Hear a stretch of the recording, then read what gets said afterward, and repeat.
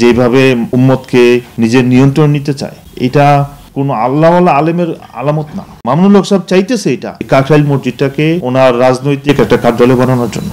সামনে নির্বাচন, আপনারা জানেন উনি খেলাফত মজলিস করে, 17 বছর ধরে উনি ক্ষুধার্ত। ওনার বেফাক লাগবে, ওনার কওমি বোর্ড লাগবে, ওনার জমিয়ত ইসলাম লাগবে, ওনার তবলিগ লাগবে, সব লাগবে না, হেফাজত মুক্ত তবলিগ চাই।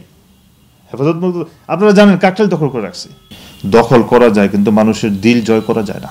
বলে আমাদের বিবি নাকি তালাক হয়ে গেছে। চিন্তা করেন, আমি বিয়ে করছি, আমার ওয়াইফ তালাক হয়ে যাবে উইদাউট মাই কনসার্ন। আমি আপনাদের একটা গোপন তথ্য দিই, আজহার সাহেব বলেন, এখন আজহার সাহেবের বিরাট মাহফিল হয়। এই যে উনি যে দেশ থেকে চলে গেল আগের গভর্নমেন্টের আমলে, প্রত্যক্ষ পরোক্ষভাবে আমাদের হুজুরা জড়িত এটার সাথে। মামুনুল হক সাহেব চাইতেছে এটা যে তবলিগটাকে নিজের নিয়ন্ত্রণে নেওয়ার জন্য। আমরা জানি না এটার কারণ কি, কারণ সামনে নির্বাচন, আপনারা জানেন উনি খেলাফত মজলিস করে, ওনার কিছু লোক দরকার। আর জুবাইর সাহেব বলি আমরা, জুবাইরপন্থী, আসলে জুবাইরপন্থীদের মানে জুবাইর সাহেবের হাতেই কাজটা এখন আর নাই, এখন পুরা চলে গেছে মামুনুল হক সাহেবের সাথে। জুবাইর সাহেবের ডিসিশনও মানবে না যদি মামুনুল হক সাহেব ডিসিশন না দেয়। মামুনুল হক সাহেবের ডিসিশন সব কিছু নির্ভর করতেছে। উনি তো ক্ষুধার্ত, 17 বছর ধরে উনি ক্ষুধার্ত। ওনার খেলাফত মসজিদ লাগবে, ওনার বেফাক লাগবে, ওনার কওমি বোর্ড লাগবে, ওনার জমিয়ত ইসলাম লাগবে, ওনার তবলিগ লাগবে, সব লাগবে না। কেন আপনি খেলাফত মসজিদ নিয়ে আসেন, ওইটাতে থাকেন। আপনি তো খেলাফত মসজিদ আমির হয়েছেন, কিছুদিন আগে ওনাদের নির্বাচন হইলো, আমির হয়েছে উনি। তো আমাদের কথা হইল, মামুনুল হক সাহেব যেই ভাষায় কথা বলে, বা মামুনুল হক সাহেব যেভাবে উম্মতকে নিজের নিয়ন্ত্রণ নিতে চায়, এটা কোনো আল্লাহওয়ালা আলেমের আলামত না। এই জন্য মামুনুল হক সাহেব যদি এবং হেফাজত ইসলাম তবলিগ থেকে সরে যায়, তবলিগের সমস্যা অনেক সমাধান হয়ে যাবে। আমাদের সাথীরা তো বারবার বলে, ভাই হেফাজত মুক্ত তবলিগ চাই। আপনারা জানেন কাকরাইল দখল করে রাখছে। কাকরাইল সরকারকে ম্যানেজ করে একটা নোটিশ জারি করে কাকরাইল ওনারা দখল করে রাখছে। অথচ এই কাকরাইল মসজিদ নিজামুদ্দিনের অনুসারী যারা, তাদের জন্য এটা প্রত্যেক গভর্নমেন্ট জানে, আমাদের কাছে ডকুমেন্টস আছে, কিন্তু কাকরাইল এখন ওনারা জোর করে দখল করে রাখছে। এই জন্য আমি বারবার বলি, সব জায়গায় বলি, ভাই দখল করা যায় কিন্তু মানুষের দিল জয় করা যায় না। হেফাজত ইসলামের লোকজনদেরকে আমি বলবো, আপনারা আমাদের মুরব্বী সিনিয়র, আপনাদের অবস্থান কোথায়, মাঝে মাঝে আপনাদের যে ভিডিওগুলো আপলোড হয় ইউটিউবে বা সোশ্যাল মিডিয়াতে, ওইখানে কমান্ডগুলো দেখেন। আপনাদের অবস্থান 5 তলায় না গাছতলায়, তাইলে বুঝতে পারবেন। কারণ মানুষজন কিন্তু এখন আপনাদের মতলব বুঝে গেছে। আপনারা যে পুরো রাজনৈতিক স্টাইলে এই সোহরাওয়ার্দী ময়দানে আপনারা সম্মেলন করলেন 5ই নভেম্বর, এরপরে কাকরাইলের মধ্যে আপনারা 15ই নভেম্বর কি বলে, কাকরাইলের মধ্যে আপনারা যে সংবাদ সম্মেলন করলে, আমরা জিন্দিগিতে দেখি না আমাদের তবলিগে যে কাকরাইলের মধ্যে এইভাবে বড় শোডাউন করে কাকরাইলের ভিতরে সংবাদ সম্মেলন হয়। মামুনুল হক সাহেব চাইতেছে এটা এই কাকরাইল মসজিদটাকে ওনার রাজনৈতিক একটা কার্যালয় বানানোর জন্য, এবং এটা অলরেডি পরিণত হয়ে গেছে অলরেডি। এবং আপনারা ভিতরে খবর আমি আপনাদেরকে বলি, জুবাইরপন্থীদের মধ্যে এখন কয়েকটা গ্রুপ হয়ে গেছে। কেননা তারা জুবাইর সাহেবদের, মাওলানা মামুনুল হক সাহেব এবং হেফাজতের লোকদেরকে ডেকে নিয়ে আসছিল আমাদেরকে ট্রিটমেন্ট করানোর জন্য, কিন্তু একটা সময় এখন সাথীরাও বিভক্তি হয়ে গেছে, বলছে তারা তাদের মধ্যে কেউ মানতেছে না, বলতেছে না আমরা তো এইটা চাই নাই যে তারা এসে আমাদের উপর অনধিকার চর্চা করুক, এটা আমরা চাইনি।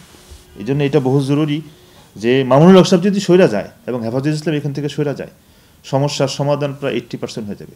আপনারা এটা বলেন, আপনারা তো সাংবাদিক পেশায় আছেন, পৃথিবীর কোথাও কি তবলিগ নিয়ে এত গন্ডগোল আছে বাংলাদেশ ছাড়া? পৃথিবীর সব জায়গায় হইতে পারে কিছু কম বেশি, এই যে 2 গ্রুপ আছে সব জায়গায়। এটার উত্তর হইল পৃথিবীর কোথাও হেফাজত ইসলাম নাই, এই জন্য পৃথিবীর কোথাও সমস্যা নাই। যেখানে হেফাজত ইসলাম হবে এখানে উগ্রতা হবে, এখানে ব্যানার, ফেস্টুন, আন্দোলন, ফাঁসি চাই, যত রকমের তোকমা আছে আপনাকে লাগাবে, আপনাকে যতভাবে ছোট করা যায়। এটা হইল, দেখেন এই যে ওনারা একটা কথা বলে, আমাদের সাথে উলামা একরাম নেই, ওনাদের সাথে বেশি উলামা একরাম, জমহুর উলামা একরাম, তা আমাদেরকে প্রথম জামানায় কাফের বলছে আপনারা কাফের হয়ে গেছেন। আচ্ছা বলেন, আল্লাহ নবী কি মেহনত করছে যে মুসলমানকে কাফের বানানোর জন্য, নাকি কাফেরকে মুসলমান বানানোর জন্য? একটা লোককে আপনি ডাইরেক্ট কাফের বলে দিচ্ছেন, অথচ সূত্র কিন্তু এখানে, মাসলা কিন্তু অন্যটা। আমি আপনাকে কাফের বললাম, নিউটনের সূত্র হবে, যদি আমি কাফের না হই উল্টা কিন্তু আপনার দিকে যাবে। বলে আমাদের বিবি নাকি তালাক হয়ে গেছে।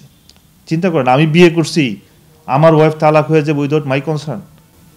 মানে আপনাকে যতভাবে ডমিনেট করা যায়, যত রকমের কৌশল আছে। আমি আপনাকে একটা ছোট্ট ঘটনা শোনাই, একটা কিচ্ছা আছে। এক কোকিল আর এক কাক একটা জালের নিচে আটকা পড়ছে। তো কোকিলও কাঁদতেছে, কোকিল মানে ঘুঘু পাখি, আর কাকেও কাঁদতেছে। তো ঘুঘু পাখি কাকের জিজ্ঞাসা করে যে ভাই তুমি কাঁদো কেন, আমি তো হালাল, আমারে জবাই করে খেয়ে ফেলবে, কোনো সমস্যা নেই, কিন্তু কাক তুমি কাঁদতেছো কেন, কারণ তুমি তো হালাল না। তো কাকে বলতেছে তুমি জানো এই জালটা কার জাল? বলে কার জাল? বলে দুনিয়া লোভী এক মুফতি সাহেবের জাল, সে যে কোনোভাবে একটা ফতোয়া বাইর করে আমার হালাল বানায় খেয়ে ফেলবে, এই জন্য আমি কাঁদতেছি। আমি আপনারা আবারও বলি, এই যে হুসাইন আহমেদ মাদানী সাহেব রহমতুল্লাহ, আপনার ইতিহাস পড়েন, ওনাকে ওই জামানে কাফের বলছে কারা? এই জমহুর উলামা একরাম। আপনি ইতিহাস পড়েন, ইমাম আবু হানিফা রহমতুল্লাহ আলাইহি ওনাকে এই পরিমাণ কষ্ট দিচ্ছে, ইমাম শাফি রহমতুল্লাহ এই পরিমাণ কষ্ট দিচ্ছে, আল্লামা ইকবাল রহমতুল্লাহ আলাইহি এই পরিমাণ কষ্ট দিচ্ছে।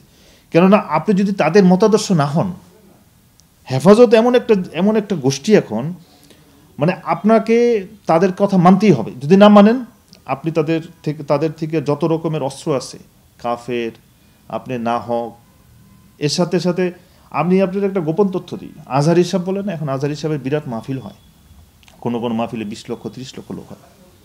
আমাদের উলামা একরাম কিন্তু এই জিনিসটা ভালো চোখে দেখে না।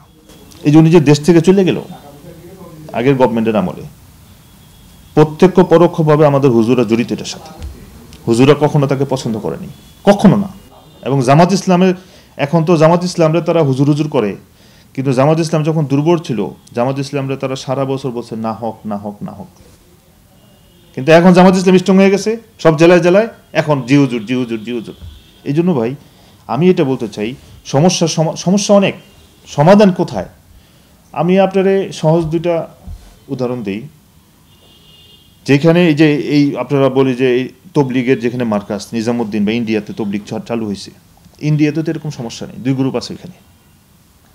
আপনারা জানেন কি না, দেওবন্দে কিন্তু মাদ্রাসা 2টা, একতলাফ আছে নিজেদের মধ্যে, মতবিরোধ আছে, কিন্তু মাদ্রাসা 2টা। কিন্তু আপনি কোনোদিন শুনছেন যে তাদের মধ্যে মারামারি হয়েছে?